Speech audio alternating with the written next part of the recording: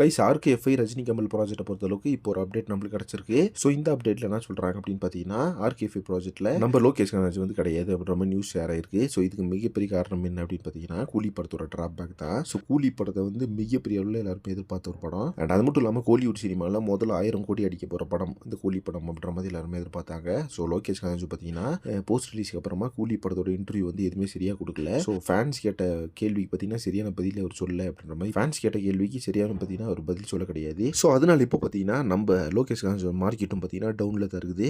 அதனால மறுபடியும் பார்த்தீங்கன்னா நம்ம ட்ரீம் வாரியர்ஸ் ப்ரொடக்ஷன் ஹவுஸ் இவங்களுக்கு பார்த்தீங்கன்னா மறுபடியும் படம் பண்ணி கொடுக்குறதா முடிவு பண்ணிட்டாரு. கைதி 2 பார்த்தீங்கன்னா டேக் ஆஃப் ஆக போகுது. ஸோ கைதி 2 பார்த்தீங்கன்னா டேக் ஆஃப் ஆகிறதுக்கு மிகப்பெரிய காரணம் என்ன அப்படின்னு பார்த்தீங்கன்னா, ரஜினி கமல் இந்த ஆர்கேஎஃப்ஐ ப்ராஜெக்ட் வந்து கைவிட்டது தான் ஒரு மிகப்பெரிய காரணம். ஸோ இந்த ஆர்கேஎஃப்ஐ ப்ராஜெக்ட்டில் நம்ம லோகேஷ் கனகராஜ் இல்லை அப்படின்றதுனால தான் பார்த்தீங்கன்னா இப்போ வந்து நம்ம கைதி 2 வந்து டேக் ஆஃப் ஆகிருக்கு. அப்படி தான் உண்மையான விஷயம். இப்போ பார்த்தீங்கன்னா கைதி 2 டேக் ஆஃப் ஆனதை பற்றி எல்லாருமே என்ன சொல்கிறாங்க அப்படின்னு பார்த்தீங்கன்னா, பயங்கரமாக வந்து சந்தோஷமாக வந்து அது ஒரு விஷயத்தை வந்து ஷேர் பண்ணிட்டு இருக்காங்க. ஸோ இப்போ யாரெல்லாம் வந்து கைதி 2 படத்துக்கு எதிர்பார்த்துக்கிறீங்க அப்படின்றத கமெண்ட் பாக்ஸில் மென்ஷன் பண்ணுங்கள். அண்ட் சினிமா பற்றி இன்ட்ரெஸ்ட் சேர்ந்தவர்கள் சேனலை மறக்காமல் சப்ஸ்கிரைப் பண்ணுங்கள்.